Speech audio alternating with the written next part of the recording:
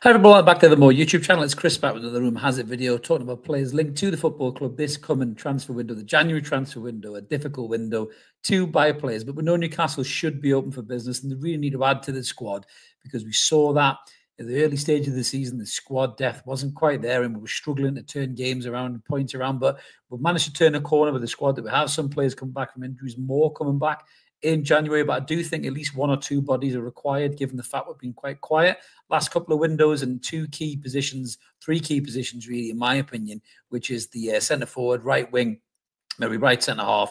But this one we're talking about is probably a problematic position that this club has had for a long period of time. So many of our goals go through this position. I'm talking about the number 6, and this is a player we've been linked to. It's kind of come out the blue a little bit. I'm not sure how much weight or how much truth is in the story. He looks a very, very talented player.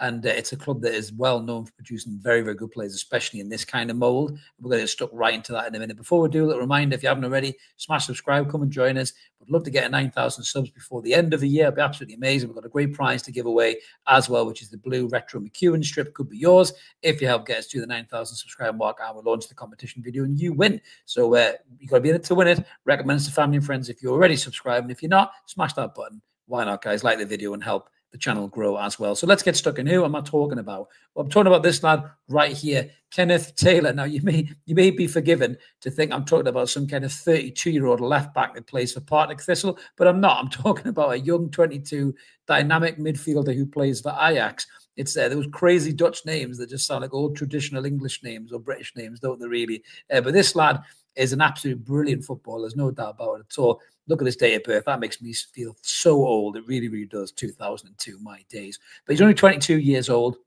He's played shed loads of games already for Ajax, as you can see there in the first team. 118 appearances already, 22 goals and 15 assists for a young man in a team like Ajax is absolutely incredible. This team has just got proven pedigree for producing brilliant players through that academy for years and years and years. List them off: Edgar Davids, Dennis Bergkamp, Mark Overmars, even more recently, our very own Sven Botman as well, not to mention Frankie de Jong coming through the ranks of the Ajax team as well.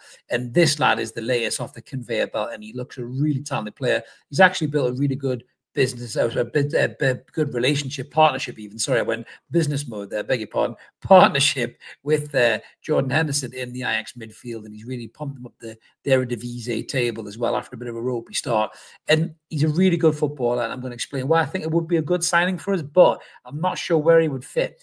I think if Kenneth Taylor signs for Newcastle United, it might be to replace somebody leaving the team, which we'll maybe talk about in a second. But looking at what he's good at in terms of where he plays. So if you look him up in terms of his style of play, they describe him as a deep-lying number 8. The lad can play number 6 or he can play number 8. You look at his goal return there and his assists. There's no doubt he does a lot of good in the final third of the pitch, the attacking third of the pitch, where he can make things happen. He's very technically gifted. He's good on the ball. He's got a little turn of speed as well. He's got vision. So that's what makes him very, very good in that part of the pitch. Very similar in many ways to Bruno Guimaraes, because he can play in the 6. He can fly into tackles, throw in tackles, make really good challenges as well, reads the game very, very well. Look at all the greens there for a lad at 22, tells you how good he is. Yes, he's playing for Ajax, and yes, Ajax are like the superpower in the Eredivisie, but he's still a very, very talented footballer. So looking at what he's good at, really, you can see there's progressive passing, and his key passes are quite strong.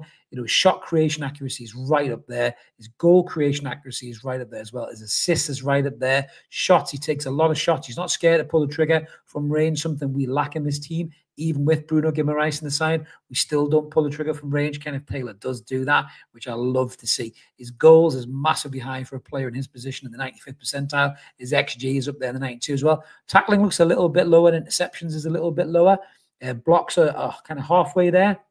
And fouls, he doesn't give a lot of fouls away either. Recoveries, he's quite low down in the scoring matrix there that Mark's given. But as a player, I think this kid would be a really good addition to the squad. At 22 years old, with the experience of playing for Ajax, that huge team. You know Sven Botman as well through the academy. They probably would have been the same age group, I'd imagine, or around about that, you know, a couple of years apart either way, in that Ajax academy as well. So he would settle in well to the club. And I just think he would be a really good addition to the midfield because he can play in that 6. And nobody in our current midfield can play in that 6 or has the discipline to play in that 6. Kenneth Taylor has the discipline to sit in the 6th role, but he could also step up and do the job as the 8. But I think if he was in a side where he was the 6 and Bruno was the 8, or, you know, Tonali was the 8, I think Kenneth Taylor would sit, be disciplined, and be defensive there. You can see how he compares stats-wise, radar-wise to Bruno. Bruno's had a little bit of a wobbly start to the season. He started to come good over the last few games, so this is probably slightly misconstrued because of that.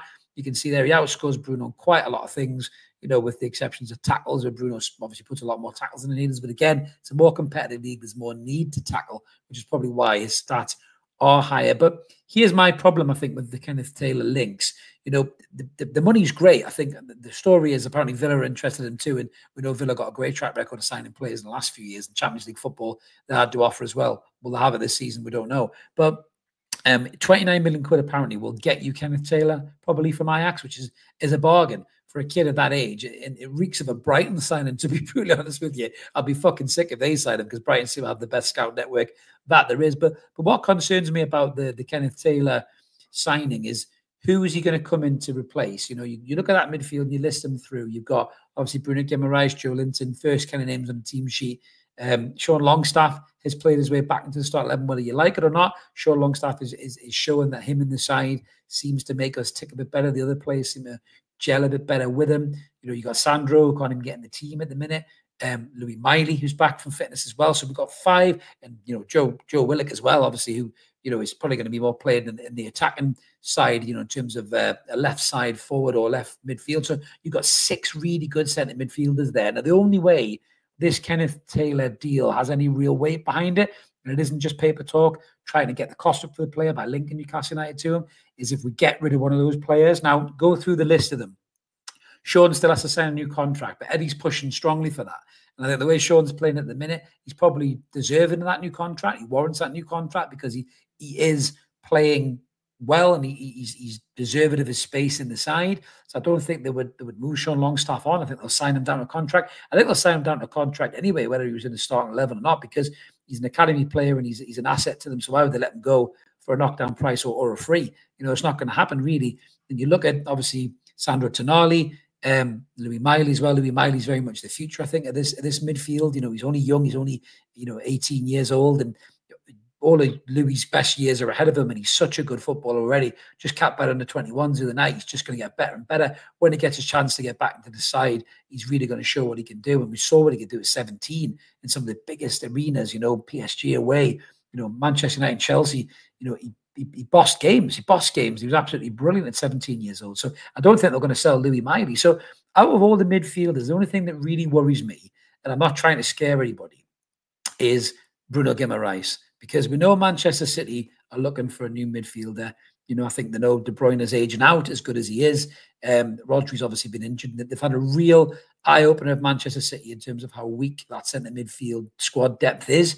And what concerns me is, would they go for somebody like Bruno? Would Bruno be a good fit for Pep Guardiola? He's talked about Bruno in glowing, you know, regards so many times. Newcastle signed Bruno down to a new deal, obviously given the captain's armband, you know, and you think that's a view to having the player stay for years and years to come. Bruno said he wants to put his name in the club's history, but if Manchester City came in, you know, with a 80 to 100 million pound bid for Bruno Guimaraes, would his head be turned? Would the club be willing to move him on? And is that the contingency plan, by looking at someone like Kenneth Taylor to come in and fill that hole? Then Sandro Tonali steps up into Bruno's role, and you've got, you know, Sean, Sandro, and Joe Linton as a midfield 3, and then Kenneth Taylor comes in to cover that gap left by Bruno.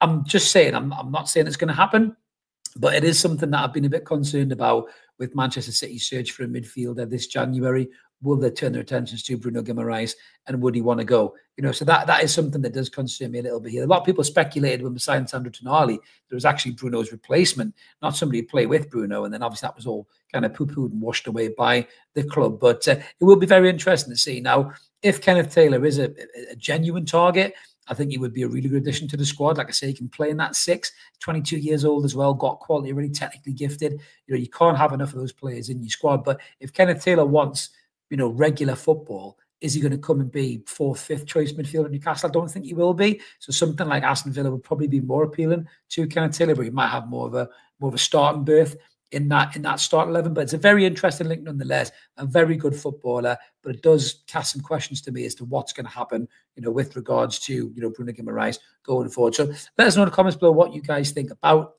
Kenneth Taylor links. Do you think he's a good player? Is it somebody you would sign? Are you concerned that City might come calling for Bruno? Let us know in the comments. We always like to hear from you, and if you can as well, smash subscribe. We'd love you to come and join us on Evermore. Help get us to the 9,000 subscriber mark. We'll be back with some more content soon. Keep it Evermore until then, guys. We'll catch you later. Cheers.